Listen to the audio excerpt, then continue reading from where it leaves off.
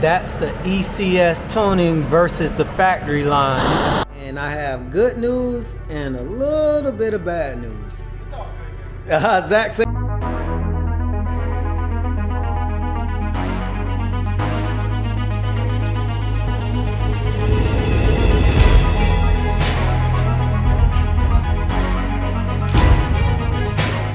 If you're new here, welcome to the AutoLust YouTube channel. If you're already an AutoLust family member, thank you. And what's swinging, gang? So today we have a very involved pretty much project today. If you didn't see the last video, Sasha's brake lines were pissing brake fluid, and they were the very short ones on top of the rear differential, which has to be dropped to get to. Big shout out to ECS Tuning for hooking us up with these brake lines. I mean, these guys have been looking out for Sasha and Olivia for a while. ECS Tuning is an e-commerce retailer and parts manufacturer that specializes in selling genuine aftermarket and performance parts for European vehicles. They are also known for their massive online catalog, which includes over 1.3 million part numbers for all popular European brands. ECS has its own research and development team that designs and manufactures its own line of products, including the stainless steel braided brake lines we are installing today. Thank you, ECS Tuning, from the AutoLust family. Sasha's in the bay, and we're gonna bring her out right now so we can get started. And also, big, huge shout out to my buddy Zach. He does wraps, he does tint, and I'm gonna have his information down in the description also. So if you need any type of wrap, vehicle wrap, or tint job done, he's the man to go to. And his shop is literally a couple bays down from Omar. So big shout out to him for helping sponsor today's video as well. So let's go and get Sasha.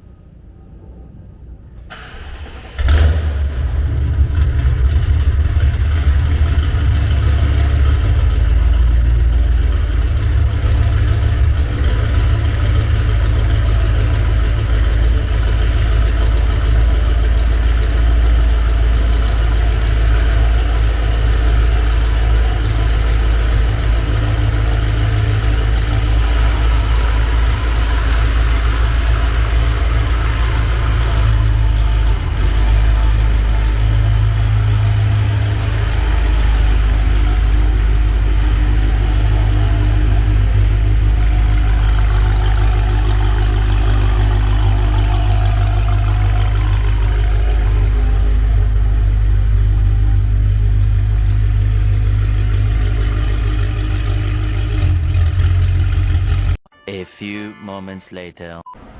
All right, so we have Sasha on the lift, and I'm gonna show you guys who don't know what the problem is, exactly what the problem is.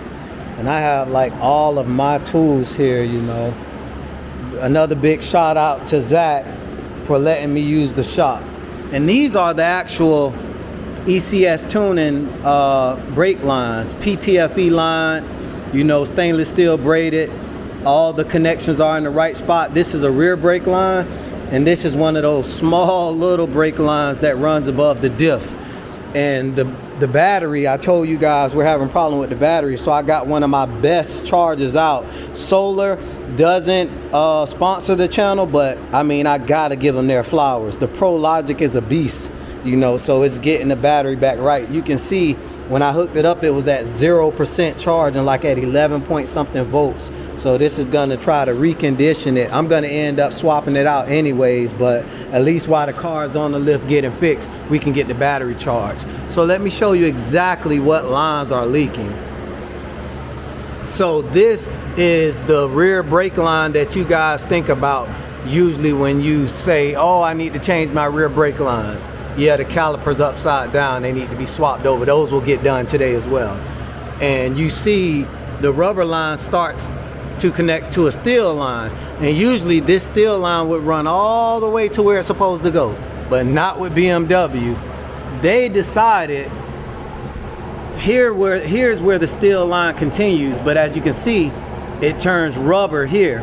Those two lines are rubber, and if I can see up in there, like right where they curve at, you can't really see, but is where they connect to the other part of the steel line. So as you can see, it's a big torque vectoring differential sitting in its way, so the differential has to come down.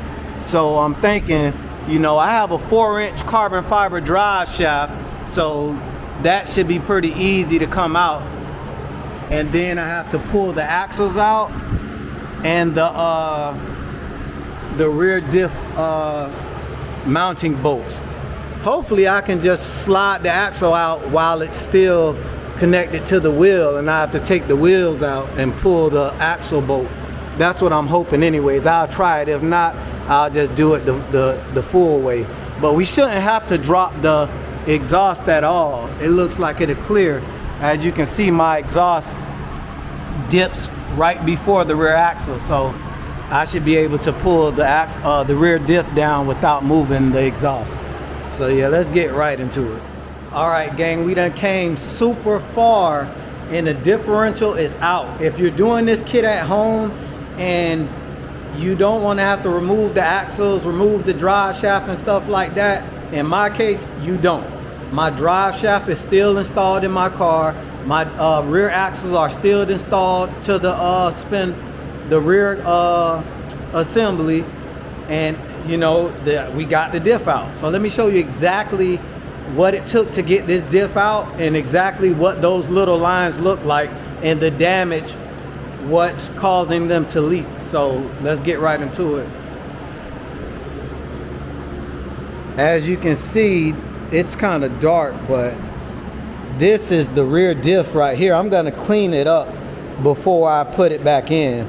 And it's extremely dirty, of course. I mean, with a car that kicks up this much dust, soot, and debris when it takes off, you know, it's super dirty, but I'm gonna clean it. And the reason this diff is so big, because this diff has clutches in it, ball bearings, and all type of crazy stuff, needle bearings, and all type of weird stuff, because this is a torque vectoring differential, and it sends power to like different sides and all type of crazy crap like that via these two motors here. But not only that, as you can see, both rear axles are up, and my 4-inch drive shaft, carbon fiber drive shaft, is still installed. That's 4-inch in diameter with 2024 billet aluminum. If you never heard of 2024 billet aluminum, look it up and you can see what's the strongest billet aluminum available. But yeah, so these are the actual lines that's giving me the problem. As you can see, they're wet. They're very wet there.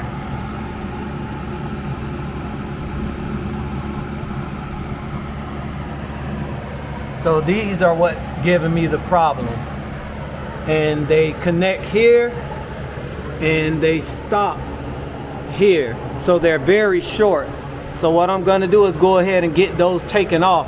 I'm hoping it's just, you know, loose and not like broken or anything, but we will find out soon. So let me get these lines down. All right, that's the ECS Tuning versus the factory line. You can see it's a huge difference in quality. And now it's dry as a bone. I mean, it was like a quarter to maybe a half turn that these backed out. That's why I was leaking all of that fluid. You know, I wish I could have just got up there and tightened it, but I wanted to change them all to stainless steel anyway. So after I'm done with these, I'm gonna swap the calipers over, do the rear brake lines, then do the front brake lines. Yeah, this real race car stuff here, this is my transmission cooler. Most BMW X5s and X6, it has the M cars, it has the transmission cooler here, and then up top it has a water coolant to fluid temperature cooler there, but mine has its own custom hoses, its own temperature probe, and this is a race style high flow Durelli billet thing here, and this thing holds like 8 more quarts than the factory. And when I first installed this, everybody was like, man, this is in a bad spot, it's not gonna get any air. This thing gets tons of air. It actually drops temp as I'm cruising. You know, that's how much air gets back here. Like, I don't have a muffler or an exhaust back here. My exhaust stops way up here. As you can see, my tips are there. It's nothing but fresh air back here. All right, as you can see, we have all of the brake hoses connected. This looks like it's tight, but it's not. It's plenty of play on both sides. And that's fully extended as well, so it should be fine. We have the troublemakers up there.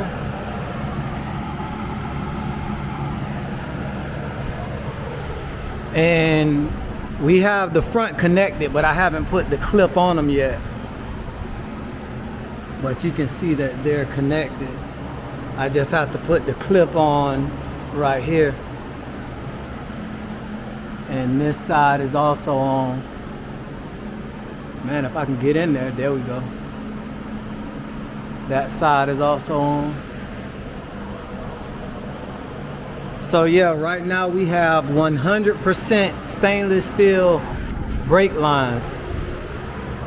Everything turned out great. They look good. So before I put the truck together, I'm gonna go ahead and bleed the brakes now to get that over with. But I'm not gonna bring the truck down, and I'm gonna show you why. I have upgraded diff mounts. As you can see, my diff mounts are from 2015, and here's the big one. They're from 2015, and they definitely need to be changed. You know, so I have some custom, you know, solid polyurethane versions that I'm gonna pop in tomorrow. So let's get this car down and get the brakes bled. The next day. So it's the next day, and I have good news and a little bit of bad news. It's all good news. Zach says it's all good news, so it's good news, man. Big shout out to Zach again for letting us use this lift, man. Definitely. If it wasn't for Zach, we wouldn't get this far in the project. So I really appreciate Zach. He said I can use it for as long as I want, whenever I want. So I definitely appreciate Zach, man. He's a very good guy. But once we put these lines on and connected them, it kept leaking. No matter how much I tightened this piece, rethreaded it, redid it, it kept leaking. Even without that clip, it's still leaking from the same place. And you can see that on this line, it has about the same amount of gap as that gap. So if this one is tight, that one should be tight too. To find out, the back of the head on this little dent bubble, all halfway around, it's cracked. So it's just leaking through the back of the head. So we're gonna have to replace this piece of line and splice a kit up in there. So I got this broken off or cut off, so we can go ahead and make a new bubble on the end. I'm gonna use a double flare bubble where the actual splice is, since it's a lot easier and, you know, guaranteed to not leak, and just leave the factory dent bubble on this side from the piece of brake line I use. And that way it'll be a more secure, leak-free fix. But that, you know, as soon as I tried to bleed the brakes, it just started pissing out everywhere again. So I guess when it loosened up from Sasha shaking around, it actually shook this little dent bubble. This is called a dent bubble, ISO dent bubble, and the other bubble is like a SAE bubble, and then you have a double bubble, which is the inverted flare.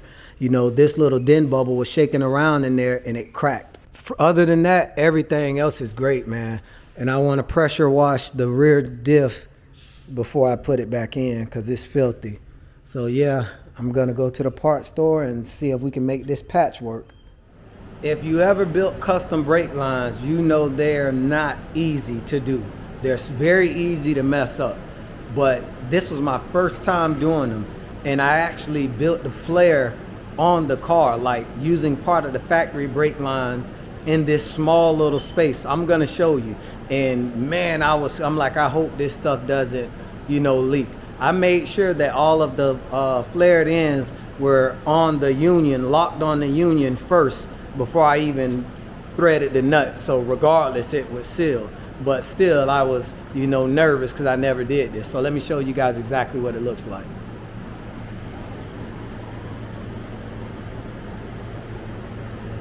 All right, so this is the line that I fixed. You can see I painted it black already. I should have showed you guys before I painted it.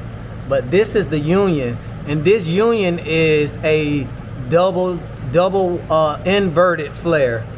And this factory bubble is a DIN or ISO bubble, ISO/DIN bubble. And I'm talking about the fittings. I meant the flare on the end of the brake hose. And the reason I didn't go with the bubble flare for this piece is because the flare, inverted flare is a lot more, I guess, reliable from my understanding, and a lot less prone to mess up for a new guy like me. So I mean, it looks gorgeous. You can see I got the bin exactly the same as the factory one, and it looks good. You know, all the brakes are bled. It's no leaking going on or anything. You know, so I'm very happy about that. I'm very happy about that. Where's that brake line? There it is. So this car shouldn't have any more problems with brakes at all. You know, and right now I'm gonna go ahead and pressure wash this differential because it's so ugly. I taped up the vent, and I taped up the both actuator ports for the clutches inside because it's torque vectoring. Yeah, so I'm gonna go ahead and do that. And tomorrow Omar will be installing these. They look ugly, but trust me, this is the best thing smoking. These are brand new mounts, and they were cleaned with degreaser, then cleaned with alcohol, dried overnight, and then filled with two-part polyurethane 90A. This is extremely hard. You know, it still has some give, but it's very hard, especially compared to the 45A of the factory rubber. And you ask, well, it's two different materials. Will this fall out of there? Definitely not. It's capped on both sides, and when it actually hardens to maximum hardness, I mean, this rubber will tear apart before this will. So that will strengthen up my rear end. I'm also gonna do the same thing to the transmission mount and the engine mounts. And if you wonder why I'm doing that, that's because I drag race this SUV. And the stiffer the drive line, the more power is transferred to the wheels. And the less slop is in the drive line, so that means less time I will twist up an axle or break my carbon fiber drive shaft or something like that, because the drivetrain is stout. You know, the drive line is stout. But I'm not gonna do the transmission mount until I do the engine mounts, because you wanna do those together. You don't wanna do one or the other, it'll cause problems. But the rear diff is okay, you can do that by itself. Guys, when I say this rear end looks brand new, oh my God, I'm just lying.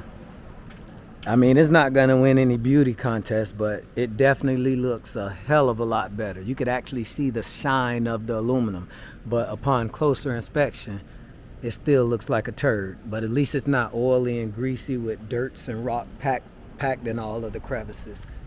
It definitely cleaned up very, very well. Now it looks like a Florida differential. From Florida.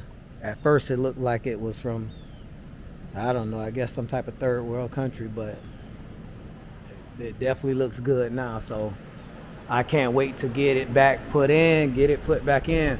Okay guys, so we done a lot of stuff to this car. We're this close to getting back to tuning. I'm on my third revision, so I'm very happy that all of these problems is fixed so I can get right back to tuning. So let's hope, fingers crossed, please Lord, nothing else pops up. You know, so tomorrow Omar is gonna help me push in the polyurethane bushings and we'll go from there. You know, this video is already kind of drug out as it is, so that's going to be a second part to this video. So like, share, and subscribe, and AutoLust out.